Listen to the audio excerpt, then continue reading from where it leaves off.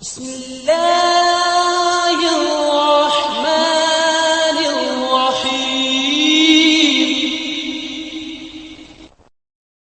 نحمدہ ونصلی ونسلم علی رسولہ الکریم۔ عزیزان محترم، کتاب مدارج النبوت میں شاہ عبدالحق محدث دہلوی رحمۃ اللہ علیہ ہمارے نبی سے متعلق بڑا خوبصورت واقعہ ہمارے نبی کی آسمانی استقبال کے بارے میں کوٹ کرتے ہیں، اور آپ فرماتے ہیں کہ جب حضور کے وصال کا وقت قریب آیا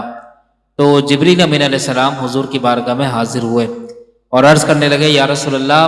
آسمانوں پر آپ کے استقبال کی تیاری جاری ہے۔ اور پھر انہوں نے اس تیاری کا نقشہ کھینچا، اللہ کے نبی کو خبر دی کہ یا رسول اللہ، آسمانوں پر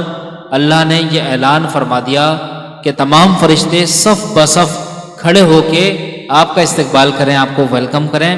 اور اللہ رب العزت نے جہنم کے داروغہ کو بھی حکم فرما دیا کہ حضور کی روح مبارک کی آمد کی برکت سے جہنم کی آگ کو فی الوقت بجھا دیا جائے۔ اور یہ بھی حکم دیا کہ جب ہمارے نبی آسمانوں میں تشریف لائیں تو ان کو یہ میری طرف سے بشارت دے دینا کہ محمد، اللہ رب العزت نے اس وقت تک کے لیے تمام انبیاء اور تمام لوگوں پر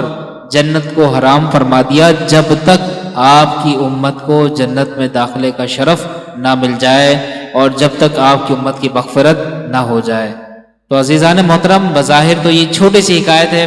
لیکن ہمارے لیے اس میں ایک بڑا اہم پہلو اور سبق ہے، وہ یہ ہے کہ دیکھیں، جب حضور کہیں تشریف لاتے ہیں تو استقبال کیا جاتا ہے۔ حضور جب زمین پر آئے تو زمین والوں نے استقبال کیا۔ حضور جب مکے سے مدینے تشریف لائے تو اہل مدینہ نے قیام کی حالت میں، طعام کی حالت میں، پرجوش انداز میں نعتیں پڑھ کر حضور کا استقبال کیا۔ اور جب حضور کی روح مبارک پرواز کر رہی ہے وصال کی صورت میں آسمانوں کی طرف، تو آسمانوں پہ استقبال ہو رہا ہے۔ تو جب ہر جگہ حضور کی آمد پر حضور کے اعزاز میں قیام کر کے حضور کا استقبال کیا جا رہا ہے، تو جب میرے نبی اس عالم دنیا میں تشریف لائے تو ہم کیوں نہ حضور کا میلاد منا کے حضور کے استقبال میں کھڑے ہو کے درود و سلام کے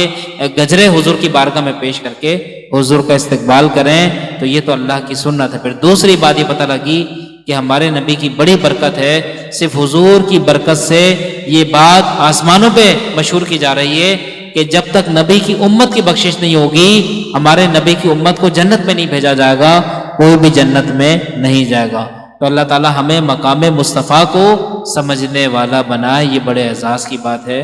السلام علیکم۔